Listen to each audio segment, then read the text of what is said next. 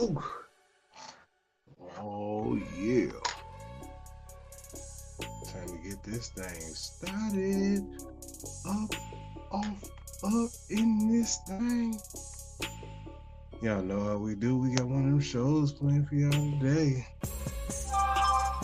Whoa. I'm just trying to be professional. That's all. Get that on about the thing. Wow. Boom. Yeah, look, I got a new shirt on today. Shout out to this shirt, courtesy of the 710 Print Shop. If y'all like it, I might need to get this on the I need to put on the website. I need to put this thing on that website. We about to get this thing started.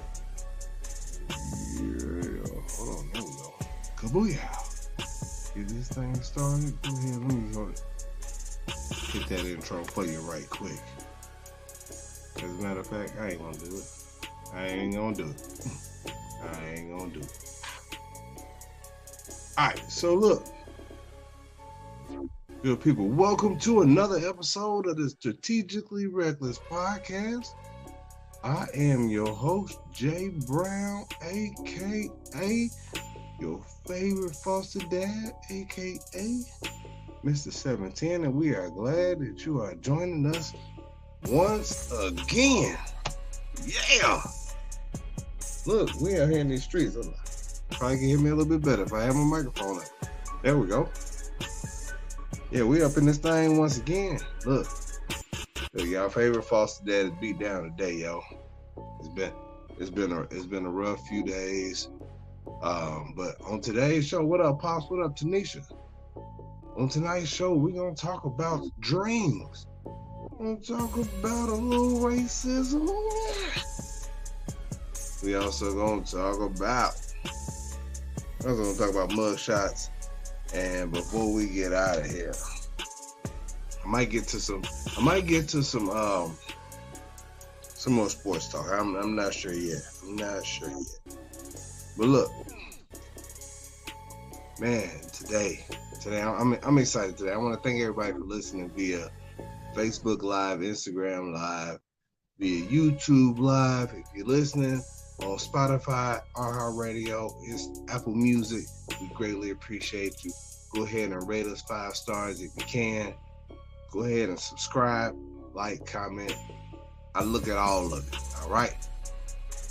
Hey, what you think about this shirt, Pop? Yeah, that's what I'm talking about. But look,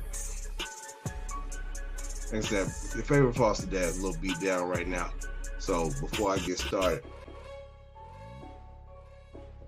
yeah, I had to take a little sip right quick. Woo! All right. And so, I want to start off by talking about Dre. So normally I do since last week, and this got something to do with since last week. Anyway, last week, normally I don't remember my dreams, right? And sometimes you wake up from a dream and you be like, damn, that felt real. You ever had those dreams that just felt real? Like you know that you were there, no matter what was going on. But what you know is that you were there. And I feel like that was me. That was me this past week. I had a dream so real that I actually remembered it, and most of the time I don't. Like, I wanted to make sure that I remembered this dream because it felt so real, but it was one of those dreams that I know that I had no business doing what I was doing or being where I was being. Look, your favorite foster dad was on his way to jail. For what? I don't know. I don't know why I was on my way to jail. I don't know why I knew that I was about to get arrested. That's more like what actually happened. Like I knew that I was about to be arrested. And they were coming to get me. Them folks was coming to get me. But I don't know why. And it was one of those helpless feelings because I'm sitting I'm in the dream. It's not scary in that way, but I'm in the dream and I don't like it. Typically, I could wake myself up from dreams because I sleep light, but I'm trying to kind of see where this dream is going. But I'm not knowing. All I know is that I'm on my way to jail. Holla, Jerry, what's good? I'm on my way to jail. And I don't know why, but I want to see it through, and I'm still trying to figure it out. Why was I on my way to jail? Here's the messed up thing about, when you have those type of dreams, you want to have an idea about why you're having those dreams. And of course, the first place that we go is usually probably one of the worst places to go when you're trying to figure out why you're having the dream that you're having. And you go to the internet and you look up a dream and that dream interpretation, hoping that for some reason or another, it's getting ready to tell you that the reason why you having a dream that you having is because of something that's dope that's going on in your life. Because you are about to come into a whole boatload of money. You about to come into some good fortune. Your love life is great. But you know what? You don't check. You don't check the internet when you have those type of dreams. You check the internet. Well, they said, what's good? Shout out to class of 98. You don't check the internet when you have good dreams like that because you have an idea about, hey, I'm dreaming good stuff. No need to check on that. That's like waking up feeling good. You're not going to check WebMD because you're feeling good. You go check WebMD if you got an itchy throat, or you're coughing, or your left kneecap is itching and it won't stop. Let me go to WebMD and check this out. Like, I got to see what's going on. And so you go look at the dream interpretation, and it tells you that all of it doesn't matter what's going on. You're having some kind of issues in your life that you need to get fixed. Whether it's and it doesn't matter what it is. They're like, hey, you're feeling trapped and you don't know how to get out. Or it could be like, I've had dreams where I've been shot, didn't die. Cause I'm like the Terminator in my dreams. Like I be, and it don't even matter. I still be getting up. But it's so crazy, and like I said, you just never know what those dreams actually like really mean. Like I know people can put anything on the internet, and they'll be like, "Yo, the reason why you're feeling like this," and then you go react to it, and it might mess up your whole day. Like you sitting there all day thinking about why am I really having issues? Am I really feeling trapped in my job, in my relationship? Do I not feel like I got control over these kids? And so there's a whole bunch of stuff where your dream interpretations, kind of take you to those points. Because like I said, you really only look at it when you have bad dreams. Like I said, I had no idea why I felt like I was about to go to jail. I don't commit crimes like that anymore. I don't commit crimes at all. Maybe in my head. I commit a lot of crimes in my head. I be stealing in my head. I be slapping the shit out of people inside my head. I do a whole lot of stuff. It's bad. Oh, it's bad inside of there. Like, look, when people be like, I wish I could read minds. Not mine. You don't want to know what's going on up in here. It's nothing reckless. I don't act on it. But he's so cute. What's good? You had those times in which sometimes you don't really want to know You don't really want to know. I don't think you really want to know. And so, you know what? This is the other thing about dreams. You don't know why you have them. Like I try to watch happy stuff before I go to bed. If I'm watching something before I go to bed, because I'm one of those people that sleep with the TV on. I can fall asleep with the TV on, and whether I'm watching sports, Martin, Wayans Brothers, Jamie Foxx, or whatever, like that's the type of stuff that I'll fall asleep on. Because I sleep light. If I fall asleep and something like Menace to Society is on, I'm out here committing stick-ups at the liquor store. It's me, Kane, and O-Dog out here in these streets. If I'm watching something like that. If it's training day, me and Denzel Washington out here in these streets committing crimes. Running down people in the streets. Robbing them. Stealing their drugs and wrongfully arresting people. If I'm being honest, like this is what the dreams look like when I'm watching stuff on TV right before I go to bed. So I try to watch stuff that's funny. I try to watch stuff that is a little bit upbeat. If I'm not listening to self-empowerment stuff before I go fall asleep, because my wife be tripping about the TV being on. Because she'll fall asleep with lights on all day. If I turn the TV on, I hate that TV up here. You know you really just fell asleep with the light on though, right? Come on, fam. Let's not let's not do that. Let's not do that. But have you ever had somebody have a bad dream about you? Like for real, like there's been times that my wife is awakened to a bad dream about me. She don't ever tell me the good dreams that she had about me, and she might not ever have any about me because she never tell me about those.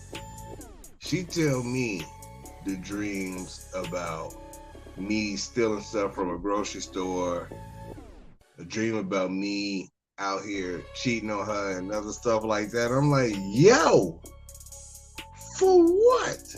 And then wake up mad. Chill.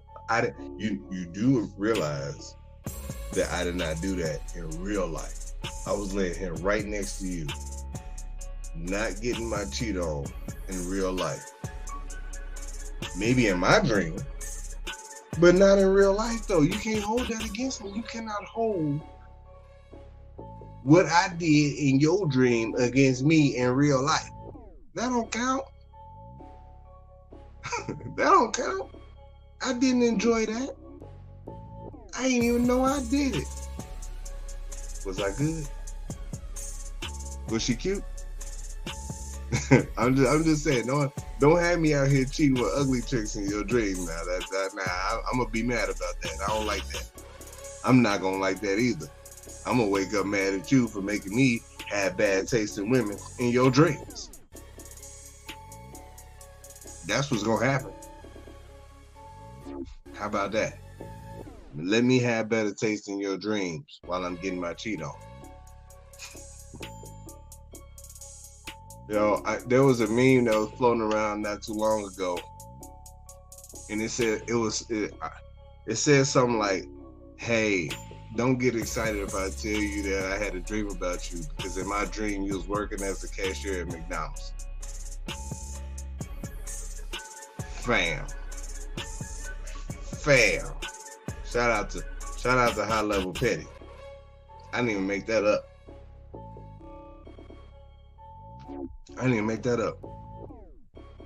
But yeah. Like when I actually remember dreams, they got me. Those dreams where you running from somebody, you wake up tired, like you actually been running for real. And damn, you in the bed, breathing hard as hell. Ain't ran nowhere.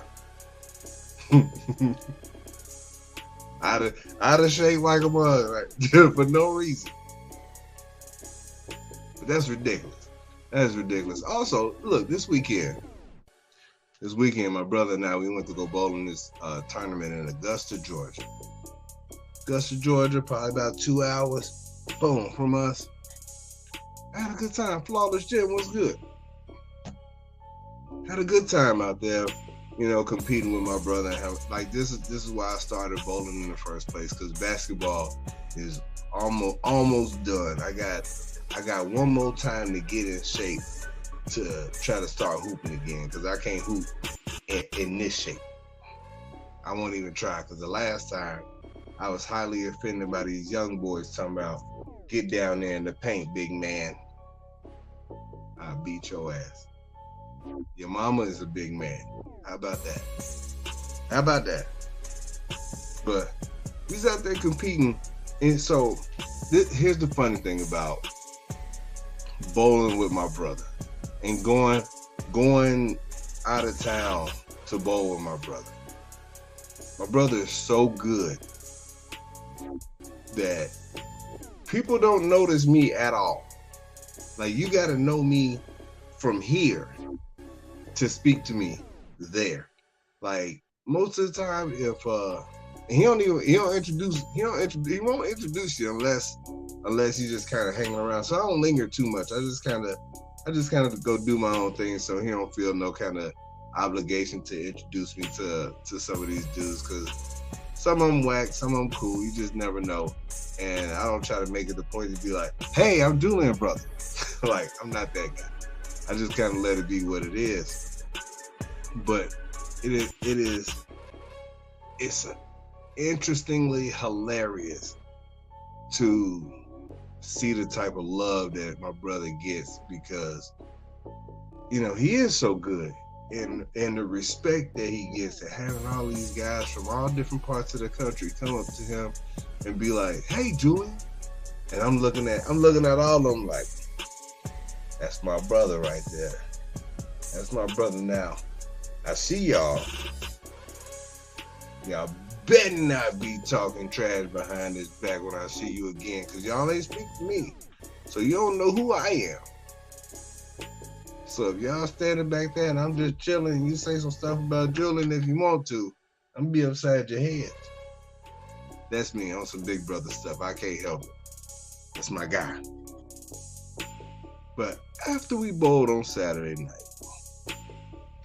we went to this little restaurant / bar type situation, and we could have went to, I think, like, Hoodies was an option, Twin Peaks was an option as far as like chain situations, but we could get that here. We can go there here, but we decided not to.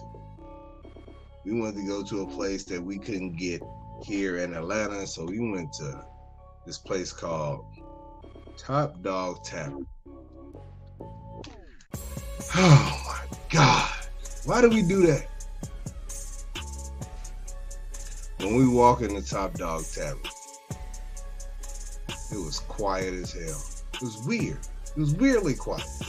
Like, no background music, no loud talking. It was people in there, but it was weirdly quiet. It's real, like, it was like this. Quiet. I'm like, this don't look real. This don't look real. Something about this don't feel real, but okay. We go sit down. They originally sat us in front of a TV. It was just one TV at the end of the bar. And so we wanted to sit where it was a couple TVs, just so that we can see better. No big deal. We wanted to make sure that we can get, if somebody else is watching the TV, that we can get one change. Not a huge deal. And when I tell you, so we sitting there and we eating, and as a boxing match that was coming on, I'm gonna talk about this boxing match a little bit later, but we're sitting there And it's like, at this time it's probably about 9:30, and the boxing match didn't come on till 10:30, so it wasn't no big rush. Now there was two TVs that was facing us, and then one TV like way off in the corner, another TV way off in the corner, some other place. It would have been weird for us to try to watch one of those TVs that was far off into the corners, but there was some that we were sitting at a high top, and then the bar was right there. There was a couple sitting at the bar. On one TV, it was Hawaii, college football, Hawaii, what's up there? Versus Vanderbilt on one TV. On the other TV, it was NFL preseason, Denver Broncos versus the Los Angeles Rams. That game was a blowout. About 10:15, we asked the waiter or waitress, hey, can we get the boxing match? Can you put ESPN on one of these TVs that they're not watching? Okay. I had to ask the bartender. Bartender comes up, asks them, hey, which one of these TVs can they put on, can they put ESPN on? This Caucasian couple were like, neither. We're watching both of them. Whoa. Say what now? We're watching both of them.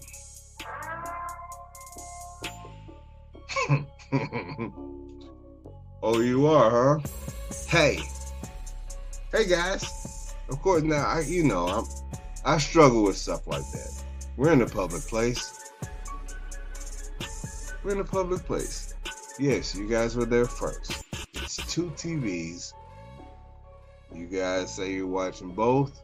We asked to watch one of them, and you act like you did not want to get up off of one of them. All right, sounds like they was paging Troll Osteen and Petty Pendergrass.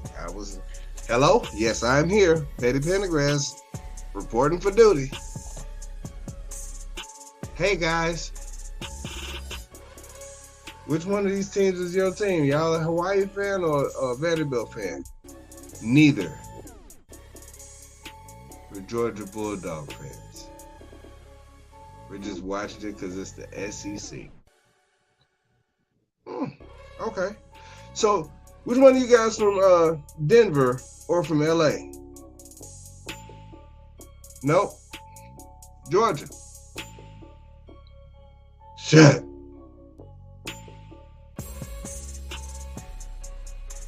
Okay, so y'all just,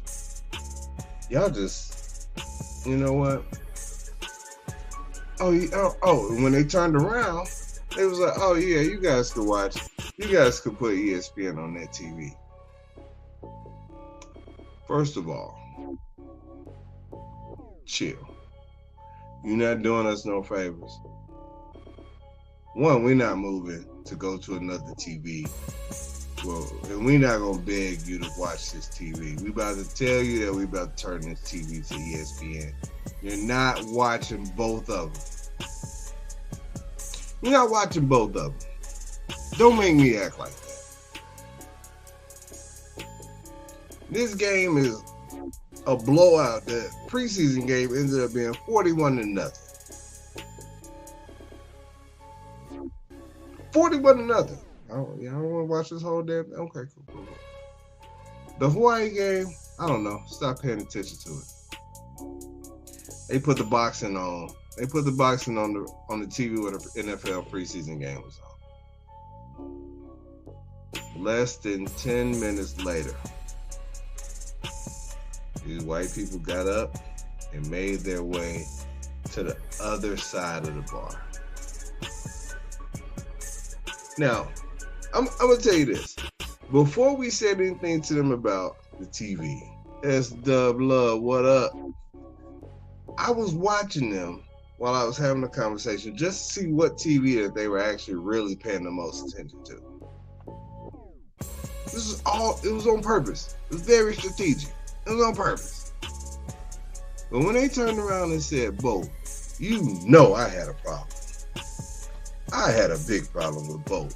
And this is my problem. And I can't expect everybody to be like me. If my team is not playing and there's just games on, the one I'm most interested in, I'll ask to keep that one on and y'all can watch the other one. That's fine. I don't have a problem with that. I'm not that damn selfish. But for that dude to be like, yo, I'm watching both. All right. Like I said, Patty Pendergrass reporting for duty. When I tell you, I'm like, I'm here. I'm ready. I'm ready because now I got to be super petty. Yes, I took a picture of them when they moved to the other side of the bar because now they facing us. I can see their faces. I actually went to the other side of the bar to see what was on the other TV because if you're not watching both of them, y'all just move because of us. Yeah. Come on, man. Be better. Y'all gotta be better. Like, I mean, yeah, I'm petty. I want to see what y'all watching now because for y'all to get up and go to the other side of the bar when you were pretty much exclusively watching Vanderbilt. All your reaction came from the Vanderbilt game. Y'all fools not gonna turn around and tell me you watch both of them and expect me just to be cool with that bullshit. I ain't. And when the boxing came on, I was lit. Listen, don't act like that. There's no reason to have that level of selfishness or entitlement to think that anybody would be cool to be like, hey, y'all just watching both. Y'all watch both TVs? Okay, cool. I ain't ready to scrap over a TV that ain't mine, but damn, dude. Don't be selfish. But I'm glad they got their punk asses up and went to the other side of the bar and so that they could watch TV. Because I wasn't moving. I wasn't moving, and I didn't give a damn how uncomfortable they were. But if they had told that girl not to change that TV, I was gonna move, and I was gonna sit next to the girl. I was gonna sit next to his company, and I was gonna be part of their conversation. They were sitting at the bar. It was a seat on both sides of them.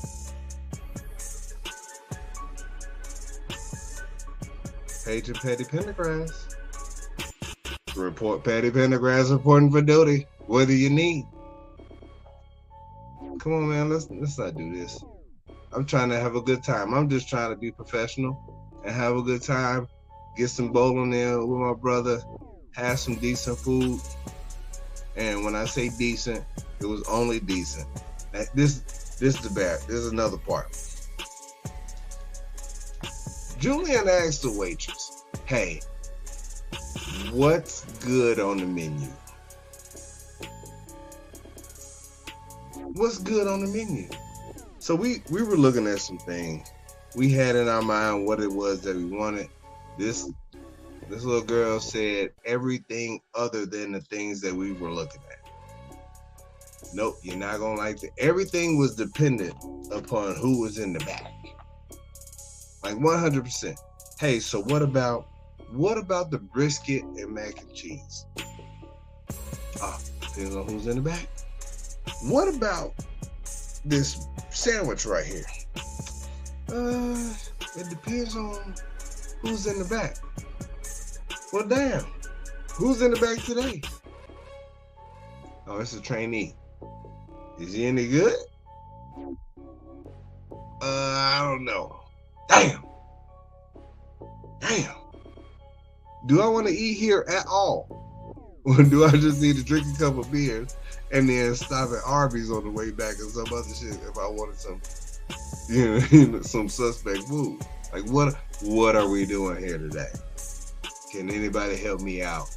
Can anybody help me out with what we're doing today when everything on your menu is dependent upon who's in the back?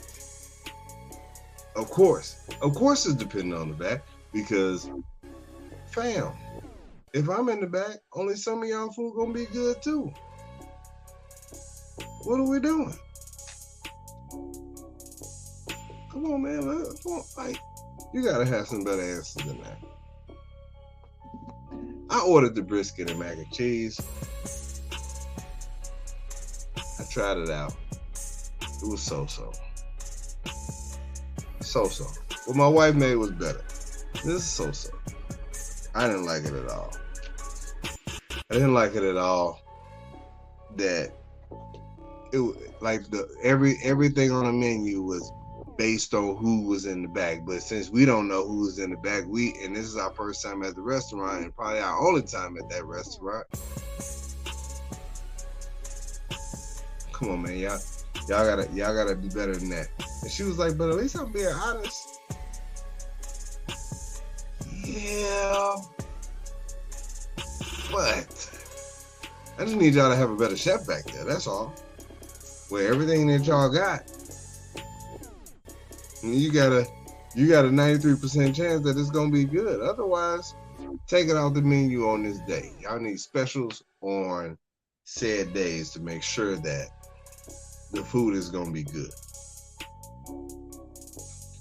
But to this boxing match, a few years ago, there was a video of, it was this guy, his name is, I think it's like F.A.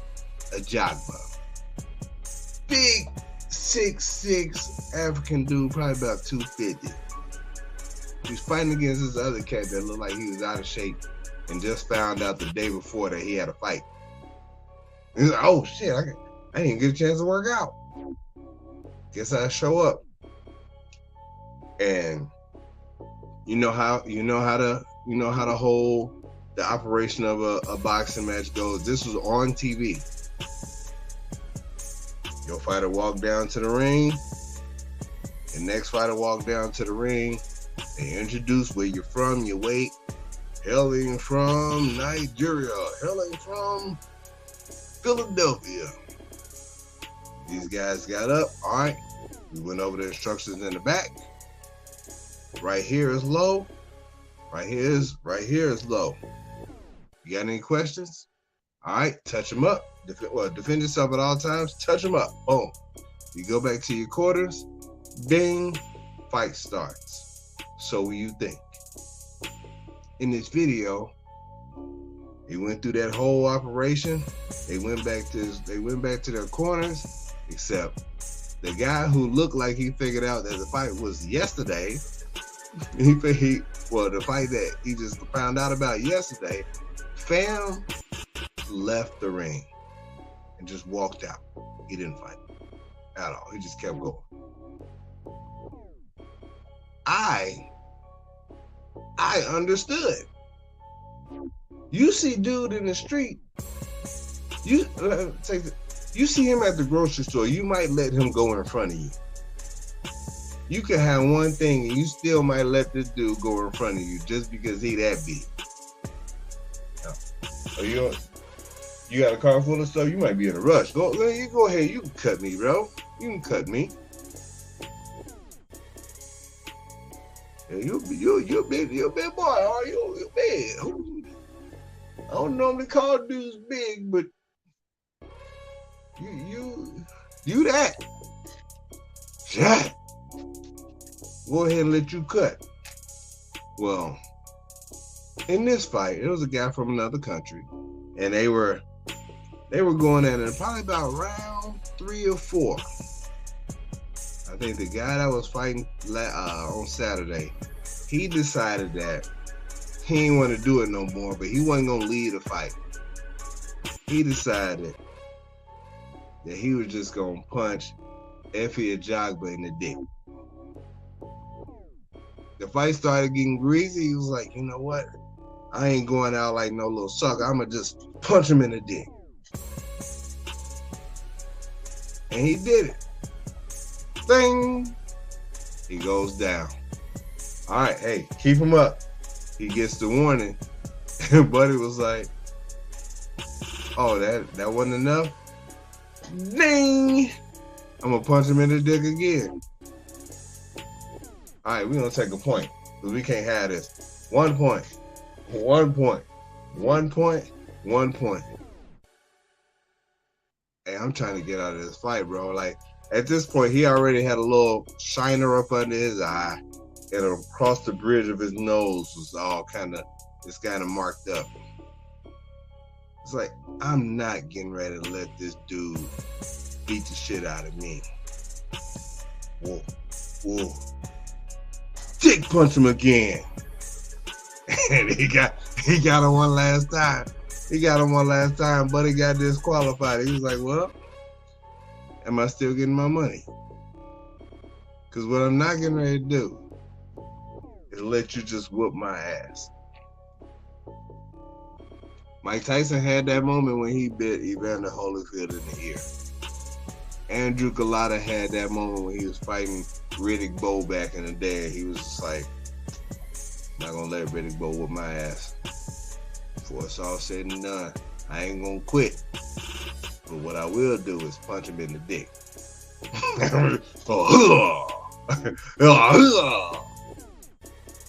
Nothing like old dick punch to get myself disqualified. I was going to the body, and one of my contacts came out, and I missed. So my aim was a little low. My self-motivations was good, brother.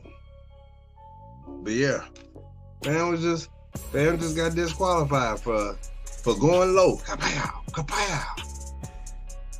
I figure that's one way to get out of a fight. That's one way to get out of a fight. Damn. I hate it for it to end like that. Shout out to Jared Anderson. He went ahead and took care of business in the main event. Man, but just dealing with that, dealing with that couple and the way they left from where they were sitting because they couldn't take both TVs and going to the other side. I don't know, I cannot confirm or deny that racism had anything to do with it. But it might have been racist adjacent. Maybe. I don't know those people. Hopefully I'll never see them again. Speaking of racism, I hate to have to keep talking about this type of stuff. But in Jacksonville, Florida, 3 black people were killed, and is believed to be racially motivated. Now, still got to get some more information on the story. But one of the things I hadn't watched a whole lot of news lately. I was just scrolling through X, which used to be Twitter, and Jamel Hill had posted something. I just happened to read over it, and I was like, "Oh, that happened." And the tweet read, "Is it still called a tweet if it's X? I don't know. Anyway, please note, this is from Jamel Hill. Please note, the Jacksonville gunman was in his early 20s, implying that racism will simply evaporate after a certain generation is foolish and naive. It also absolves people from having to do any real work. Racism and white supremacy are thriving problems in our society that are not limited to age or generation." And so I read that, and now I gotta go figure out what happened. This is where I first heard about it, and I was just like, wow. And so of course you read something like that, and you go check the comments. You check the comments, kind of see what people stand on it, and Jamel Hill was getting blasted for this tweet. Now, personally, I didn't see anything wrong with it. The part that surprised me about her getting blasted for the tweet was that it was mostly white people that was trashing her for this tweet. In order for you to see it, in most cases, you would probably have to be following her. But she was getting trashed by these people talking about, oh, well, why does it have to be called racist just because it was a white person that shot 3 black people?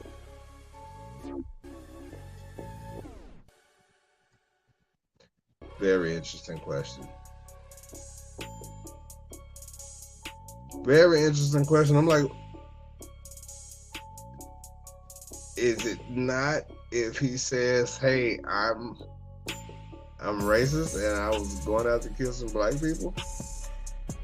Like, I think he said it. If you go out with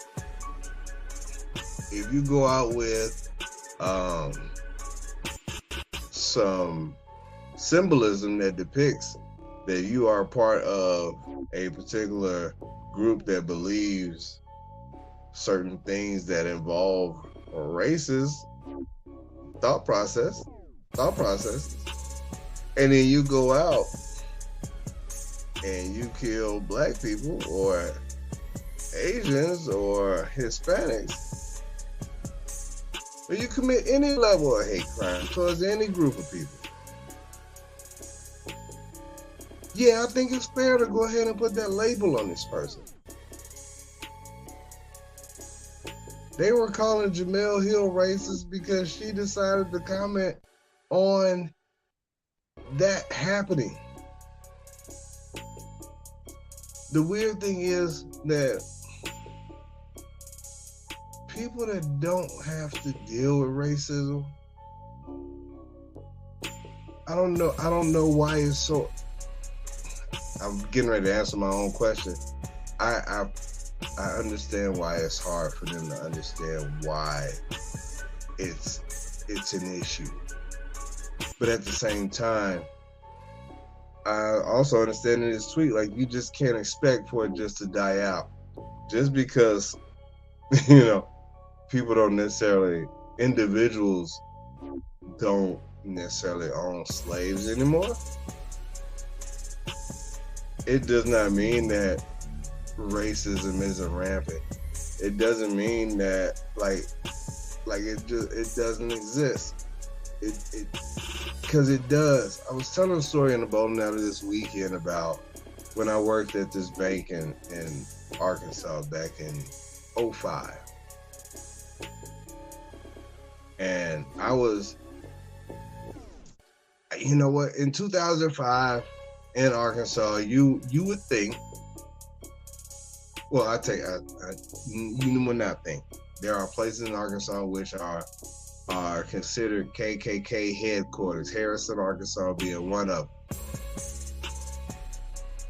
So, we ain't too far. Like, the KKK still exists, and they still operate as usual as far as I'm concerned. Like, what I do know is I can't just bust up in one of their little meetings and be like, hey, what's up, guys? You think I can hang out for a little while? The answer would be no. Are you lost, boy? But I'm at work. Phone rings. Hey, can I speak to the assistant manager? Is Vicky around? No, she's with a customer right now. Well, what about Joyce? Joyce not in right now. That's the branch manager. Okay, who am I speaking to? Now, this is weird because I'm the only guy that worked at this bank. I'm like, Jason. Oh, you're that nice colored fella that works in the back in the window. Whoa! Whoa!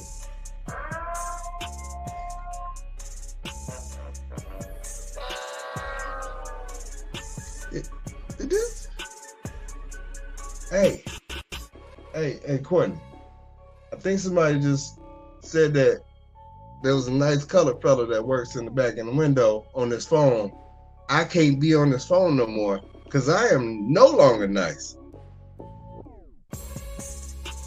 Hold on. Who is he referring to? Like I know it's me, but you still calling people colored in 05? Hold up. I am heated. You still referring to black people as colored in 2005. As if that shit was still cool. Hey, you know what? Hold on. I got off the phone. I gave the phone to the girl. I gotta see who the hell this is. He said he was coming in. Gotta come in. I'm not going to lunch today. Oh, hell no. Hell no. I ain't going to lunch today. Mm-mm.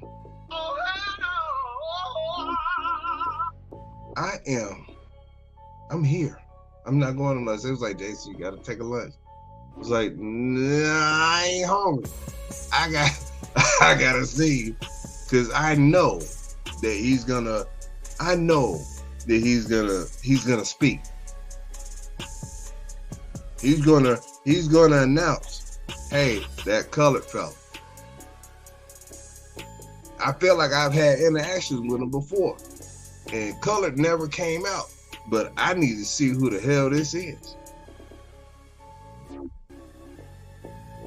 They made me take a lunch. And when I came back, it was only a 30-minute lunch. I went to my grandparents' house, came on back. Happy birthday, happy heavenly birthday, Grandpa. Happy belated birthday, JR. I came back. He had already came in and left.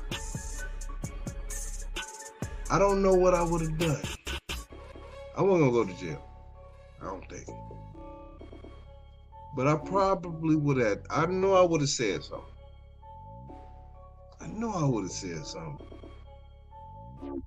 God knew that I was gonna say something. And he made sure that person got there when I was gone. That was fine. Dropping off color like it was normal, like it was regular. Like this is how he talk about people. Wow. Come on, man. What? And so they tried to calm me down by saying, oh, he's old. I don't care. I don't care about nobody being old. This old ass need to understand that shit ain't the same as it used to be.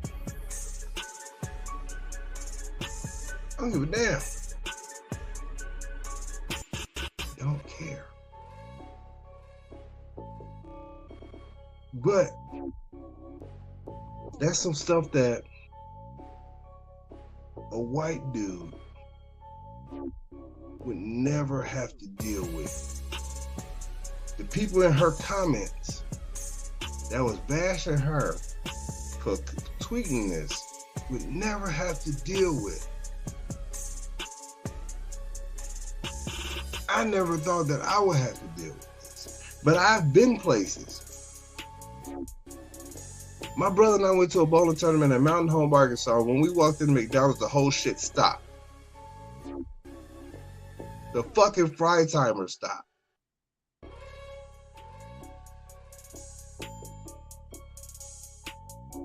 That shit happened. So when these people feel like, yo, I don't understand why y'all act like y'all act when it comes to conversations about racism and stuff like that. Did because it's different. It's a different world. When people see me and they don't know me, they automatically judge who I am or who I could be. That there's not a situation in which I would have that level of entitlement that I would feel like, yo, I'm gonna watch both of these TVs. Y'all can go somewhere and kick rocks until I turn around and see that they're white, and then be like, you know what? Go ahead.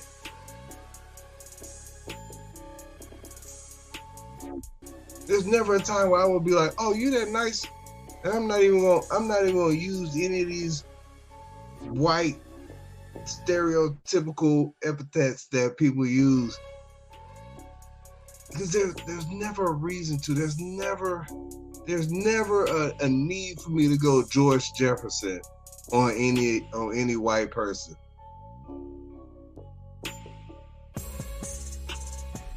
It's not. Never even think about it. So that shit is crazy to me. That when it comes up, it causes such a stir, because if you talk about it, then you gotta admit that, hey, it might be real. But if if y'all don't talk about it, it might go away. If y'all black people don't stop talking about it, it could go away, but y'all keep talking about it. As if black people just out here making shit up. Oh, well, black people be killing each other, but y'all just blame it on systemic racism.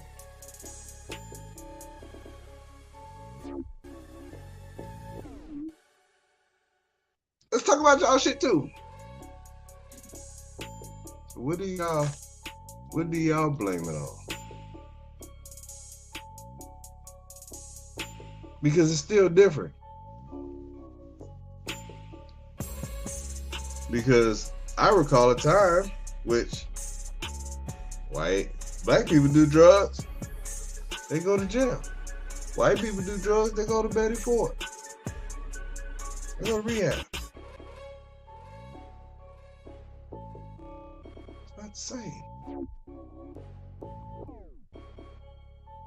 It's not the same.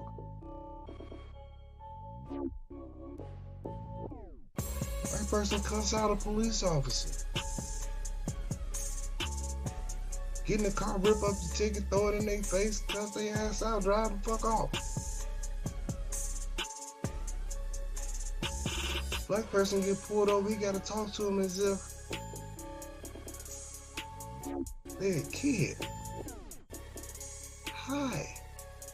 Gotta take my bass out of my voice because I need to make sure that I get home safe.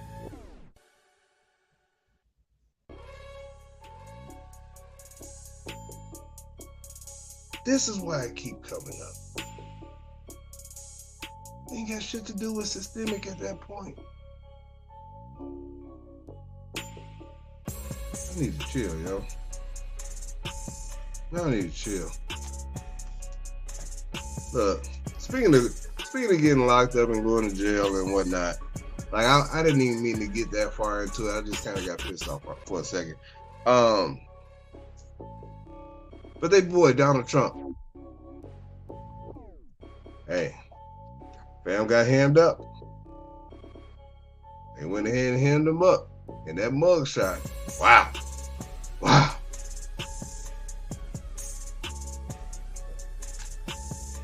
That mugshot will go down. Tresney Spider, what up?